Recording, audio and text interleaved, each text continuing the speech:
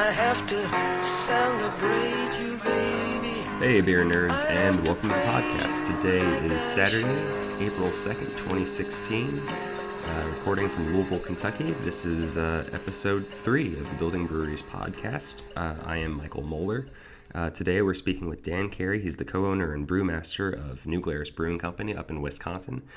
They are exclusively sold in Wisconsin, if you didn't know that already, but somehow they're the top 40 largest brewery in the country, so I really wanted to make sure I talked with them. If you have any questions or suggestions, you can tweet me at MoellerMD. Now we're going to head on over to New Glarus, Wisconsin, speaking with Dan Carey of New Glarus Brewing Company. He is the co-owner and brewmaster. Dan, how you doing this Saturday? I'm doing well. How about you, Michael? No complaints. It's a little bit cold up over here today, but probably not as cold as Wisconsin. Actually, what is it right now up there? Oh, it's 35 degrees and windy. Yeah, we've got about 15 degrees up on you, I guess. So hey, before we get into the New Glarus history, can you tell us a little bit about yourself? Well, I have been working in the food manufacturing business my whole life. I started working in a brewery when I was studying brewing at the University of California at Davis in 1980. So I've been a brewer all my life. I studied brewing at the University of California at Davis. I also went to the SIBO. It was a 13-week program when I took it. I was an apprentice brewer in Germany for a while. And I lastly passed both sets of the Institute of Brewing and Distilling Brewmaster examination, and have been with my wife working here at the New Glarus Brewing Company since 1993. Yeah, and tell me a little bit about the process of how you ended up starting New Glarus with your wife, Deborah, because I know it's somewhat unique in that regard. Yeah, well, that's true. Actually, right now the brewery is employee-owned, so we're really, one could say we're really no longer the owners, but I'm not really an entrepreneur at all. I'm a brewer. I'm a technician, more like an engineer than a business person. Totally different mindset. But my wife has been an entrepreneur her whole life. She started her first business when she was 16, and it's pretty much been running her own businesses her whole life. So I was a brewing supervisor at Anheuser-Busch in Fort Collins, Colorado, and at that point, Anheuser-Busch had 13 breweries around the country, and probably the best was where I was. And normally, to be successful in a large brewery, particularly with multiple plants, is one has to be willing to move every 3 years as you advance up the ladder. In a lot of ways, it's like the military. So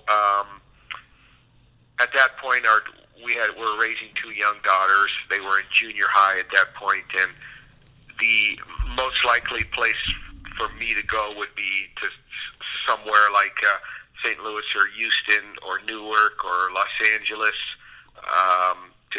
to continue to move up the ladder. And in fact, I had been offered a job that would have had me travel in engineering, that would have had me travel basically 70% of my time. And my wife said, basically, look, I have absolutely zero interest in living the rest of my life as a corporate wife, nor do I have interest in moving to Los Angeles or Newark.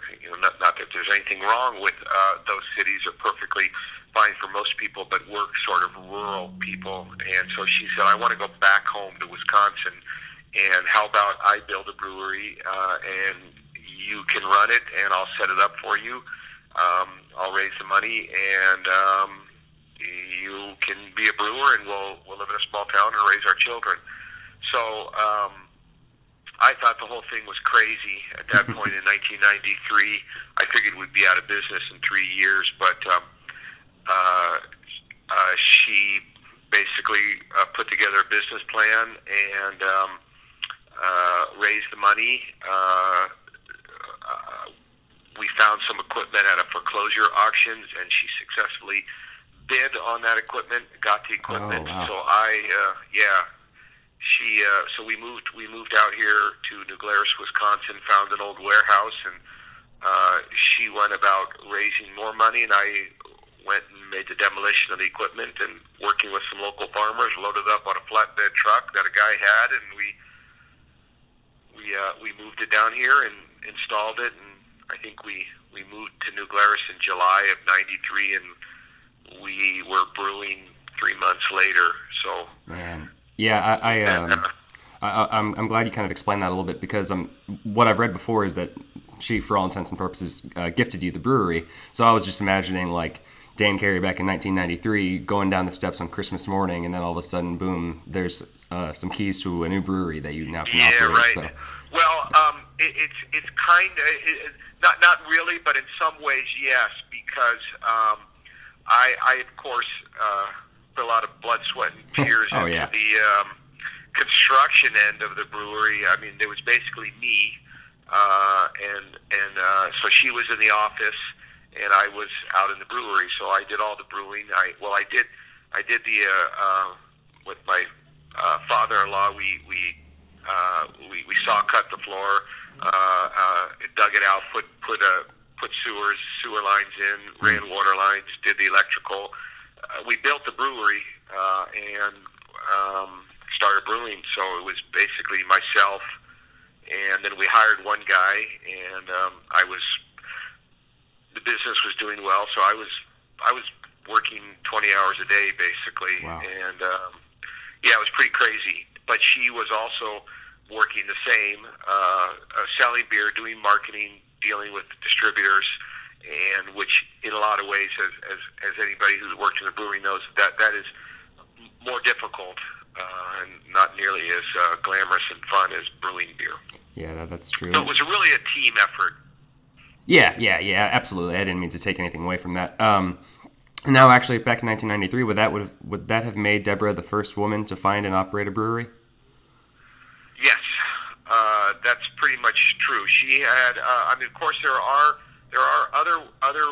There's at least one other woman who had basically been in charge of a brewery, but Deb was basically the first woman that I know of that personally wrote the business plan and put together the stock offering and raised the money. And so I think the short answer is yes, that's correct. Okay. Now going back to the facility and how it was designed, can you kind of give us a picture of how it might look like from the outside? Well, so I came to Wisconsin. I took some time off work, and I came to Wisconsin and drove around. We wanted to be in the Madison area. Madison is the capital of Wisconsin, and it's a college town. It was a good place to build a brewery for many reasons, but we didn't want to be in town. So we drove around. I drove around small towns around New Glarus, and I was on my way down to Monroe, Wisconsin, to visit a friend who was brewmaster at the Uber Brewery at that time, and I stopped for gas in New Glarus and found this nice little town. I thought it would fit really well. It has somewhat of a Germanic feel. It's a Swiss town, settled by Swiss descendants. And so we said, this would be a great town. So Deb made some phone calls and found an old warehouse in town, a 10,000 square foot warehouse that had been built in the 60s and was basically weeds were growing out in front of it, and nobody was renting it. So it was actually owned by a Swiss man who lived in Chicago, and we met with him, and Deb was able to negotiate that we would get 1 year's free occupancy of the building in exchange for some stock. And after a year, we agreed to buy the building. So that allowed us to have a place without having to put any money down. So we were able to have a building and that we would own in a year, because a lot of breweries will rent space, lease space, and that for me is something that we did not want to do. That's dangerous to Sure. be beholden to a landlord when you're putting lots of equipment into a building. So that's how we got our start in the village of New Glarus. Okay, and you've since moved on from that warehouse. Is that correct? You've got a new yes facility. And no. We built a new brewery, so that warehouse still exists. We still brew there. That's our old brewery. We call it our Riverside Brewery because it's along the Sugar River on the north side of New Glarus, and it's a brewery that has a capacity of about 60,000 barrels. We still brew down there. We have what's called our Wild Fruit Cave, which is a fairly large cool ship for making spontaneously fermented beers, and we have lots of oak tanks, anywhere from 15 to 100 barrels.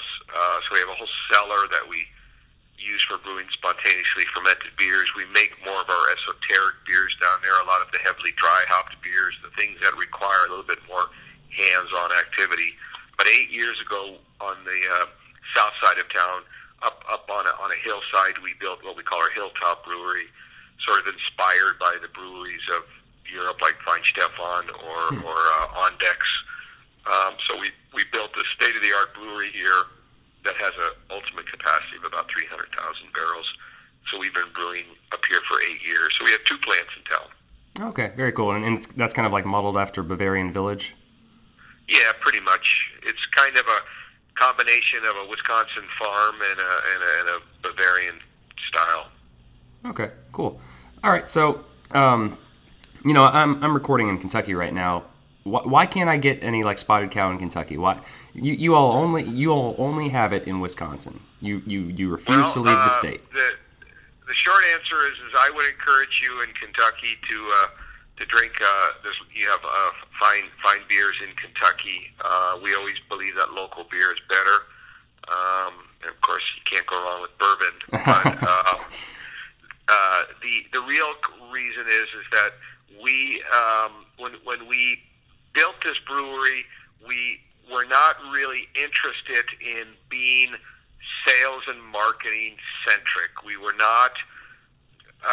To give you an idea, we have more lab technicians than we do salespeople. Oh, wow. I bet that we have this year we'll do 220,000 barrels in the state of Wisconsin, and we have 3 salespeople. So we did not want to be spread thin. We wanted to keep the brewery small. The problem nowadays when you experience significant growth, like all craft breweries are, we were up 21% or so last year, that it's extremely expensive to keep up with that because you have to keep feeding the dragon, so to speak. You have to keep putting. If you have shelf space, you have to cab beer to fill that shelf space, and if you don't, somebody else will take it. So that means that you have to constantly be in a state of construction, and construction is measured as you approach the size that we are. Construction is measured in yearly outputs of millions of dollars. So every year going to your bank and asking for $5 or $10 million for a new cellar, a new brew house, a can line, a new keg line, it means that you either need to extend yourself beyond your means, or you have to take on investors, which dilutes your ownership. And so by controlling your growth to a more manageable level, you can do things out of cash flow. You can do things responsibly with a local bank we have a bank that we've dealt with since the day we opened. So they know us, they trust us, and we're fiscally responsible. We keep things in control. Now, when you read about these successful breweries around the country that are taking on investors or selling part of their ownership, it means that they have to do this in order to continue to generate that type of growth. Sure. Deb had absolutely zero interest in that because what it really amounts to is if you take on a partner, investment bankers, and believe me, we get phone calls from investment bankers literally daily. What they want is to give you lots of money for 30%, 49%, 51% ownership in the brewery, but they want you to stay and run the brewery. And for us, that's a special place in hell, because the last thing I want is somebody from a far-off city calling up and saying, hey, you are spending way too much money on malt. Why are you buying these expensive hops? You can use CO2 extract. You can buy malt for 20% less than you're paying. Why are you paying your people so much? Why are you paying 100% of health insurance? You need to cut your costs, because we certainly could do that and improve our profitability, but we don't want to for many reasons. So the short answer is it allows us to control our growth and maintain ownership and control of the brewery. Secondly, we brew types of beers that are enjoyed by people in Wisconsin. So we're successful with our people because we understand the sensibilities, we understand the taste, we understand the sense of humor. We're well known in the state. People know who we are. They understand our values. They understand what we're doing. They're familiar with us as people, as a company. If we were starting to sell in Kentucky, for example, we would be one of, 100 or 200 beers on a shelf. Right. That means that that's not a good long-term investment, because people would try it, say, oh, that was nice, I'll click it off my list, and now I'm going to go to what else is new. That's not a sustainable, in my opinion, or our opinion, that's not sustainable, because there's no allegiance. I've fallen into that trap before too, with that Untapped app or whatever. I find myself constantly just trying new beers, and then I'm like, okay, well, that's nice, and then what can I have next? What's new? So I completely get what you're saying. I don't fault you for that, but if, as a business person, I can't pay the bills on that. Oh, yeah, absolutely. And you're saying it's so well known in Wisconsin. I had a buddy that lived up in Madison for a little bit, and he was saying that he's just so impressed that how saturated the entire state is. It's almost as prevalent as Miller or somebody. Like it's in every bar. He says it's incredibly impressive how you all have managed to do that. Well, it is in the sense, yes, but that is not because of that the beer is cheap. It's we have no deals. We don't give deals. We don't. A lot of breweries will come to Wisconsin. A lot of breweries will come to Wisconsin. They will give money to wholesalers.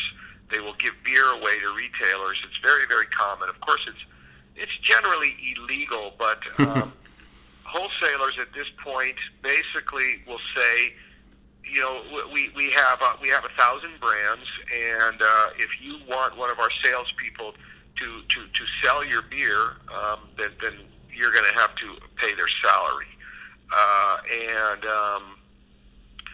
Most craft brewers have a reasonable markup that they give to wholesalers. Wholesalers make a really good markup. They're making, 25, 28, 30% markup, which is extremely high. They make more money than the craft brewers do in selling the beer, but then they come back and they want spiffs, they want free things.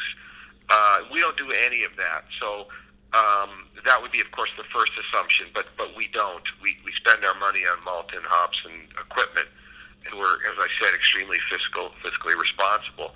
So we exist solely by the pull of the market. So much to the chagrin of the wholesalers, the beer sells. So we can go into the marketplace, go to an account, and say, look, you have whatever beer on tap. That beer sells a half a keg a week. And I know the wholesaler gave you the beer, so you think that we actually have a presentation that, look, a wholesaler came around, they said, hey, XYZ Breweries in town, they've got this new wonderful IPA, we'll give you a keg. We have data to prove to them that beer is going to sell a half a keg a week. It's less generating X profit to you, Mr. Bar owner, but if you put Spotted Cow on tap, it will move 3 kegs a week. We're going to charge you X dollars for that keg, but do you see that you're going to be making more money in the end? And most bar owners will look at the data and see that the beer sells. And so it's not that we made a concentrated effort to be that large. It's again like I'm on a horse that's galloping and I'm just holding on to the horn, trying not to fall off. So when we brew beer, whatever it is, we brew I don't know of any brewery, and if you knew me, you know that I'm not really a boastful person, but this is the truth. There is no brewery that makes the range of beers that we do. We brew an American-style lager. We brew all the way up to Brettanomyces-infused double IPAs, lambic-style beers, Old Bruins, and every possible beer in between. So we have a huge range of beers. The price for those beers is roughly all the same. Yeah. Oh, yeah. But what we brew a batch of beer, we put it in bottles or kegs, and it goes into the warehouse. We tell the wholesalers it's there, and they sell it. When the road goes empty, we re-brew the beer. So we don't tell the wholesalers what to sell, nor do we tell the customers what to buy. The beer goes on the shelf against the 600 other beers that are on the shelf, and it's up to the customer to grab our six-pack or to ask for our beer. And in fact, oftentimes in accounts, people won't even say that our beer's on tap because, again, we're not giving them anything. Yeah, there's no incentive. Have our beer, but people will ask for it. So it's simply that there's no magic to it. We brew the beer and people buy it. Yeah. That's all it is. Out of that wide range that you just mentioned, what is your best seller? Spotted Cow. Yeah, Spotted Cow. Where did that name come from? I have to know. Okay, well, Wisconsin is a dairy state, and culturally, every area of the country has a personality. So in your area, I don't know where you're at in Kentucky, but when people in Kentucky, they're known for horses, for example, and they're known for great bourbon. Of course, if you're from Louisville, it's baseball bats and Muhammad Ali. But my point I am in Louisville, yeah. Oh, you are? Okay, so yeah, when I was growing up, Muhammad Ali was my hero. So that's a whole other story. Oh, okay. But what I'm driving at is that small family farms are the backbone of Wisconsin. They are what make Wisconsin what it is. It's a rural agricultural state with a strong identity with the dairy industry. So a Spotted Cow, of course, refers to a Holstein, or you might call them Friesians, but the black and white cows. So that is part of the psyche of our state. And it used to be that everybody had 40 cows and milked cows. So many years ago, we had won an award for a fruit beer, Belgian Red. We went to England to receive, this is right after we opened, we won a gold medal at the Institute of Brewing and Distilling competition in Yorkshire. So we went to receive the award, and we were driving around the countryside. It was the springtime, and there were sheep everywhere. The stone fences and sheep with lambs everywhere. And my wife kept saying, "Oh my God, there's sheep everywhere. There's no people. There's sheep everywhere." I bet people come here and wonder what's the deal with all these sheep, like they do when you drive around the countryside of Wisconsin, and you drive around and you think, "What's the deal with all these Spotted Cows?" Then she was quiet for a second, and she said, "You know what? That would be a great name for a beer." So that's how the name came about, and the type of beer came about. There's a open air museum, if you're familiar with that concept, that has out in the countryside in Wisconsin, where they had collected up old farms, various types of farms. Like there's a Yankee farm, a German farm, a African American farm, Norwegian farmstead, and so they kind of explore all of this immigration to Wisconsin, and you walk around this beautiful site and you explore these farms. And we went to the German farm, and there's people dressed up in period clothes that are working the farm, and in the root cellar of this farm was a crock of fermenting beer. And I got to thinking, I wonder what beer would have tasted like in the 1850s when people came from Germany to Wisconsin. What would the beer have been like? Mm-hmm. And that's how I modeled the idea of the taste of the beer. So Deb came up with the name, and she told me kind of what she wanted the beer to taste like. And I was inspired by this visit to this Germanic farm, and we came up with the beer. But it was just one of many that we were making, and it just happened to strike a chord. Yeah. I mean, we have all kinds of crazy names and crazy beers that we make, and some are successful and some aren't. Yeah, absolutely. So, hey, before we go, is there anything going up at New Glarus anytime soon in the next few months that you want people to know about? Any events? Oh, boy, we always have lots of things going on. We're coming out with a new, we have open fermenters, traditional German-style open fermenters. We make a series of Hefe Weiss beers. We're making right now a beer called Dancing Man, which is a sort of a strong Bavarian-style Weiss beer. But we're going to be coming out later this summer with a more fruit, less spicy, less cinnamon, less clove, and more fruit, more bubblegum, more fruit-forward, golden, easy-drinking Hefe Weiss called Bubbler. If you're familiar with that term, Bubbler, as opposed to a water fountain. And so Bubbler is a new highly fermented Weiss beer that'll be coming out this summer. We also have a Swickle beer that we're selling only out of our gift shop, and we have a series of lambic-style beers, and also a Old Bruin that's made in our Wild Fruit Cave. There's always something going on. Yeah, it sounds like it. Well, Dan, thank you so much for your time today. I really do appreciate it. My pleasure. Thanks for including us. Yeah, absolutely. Take care. All right.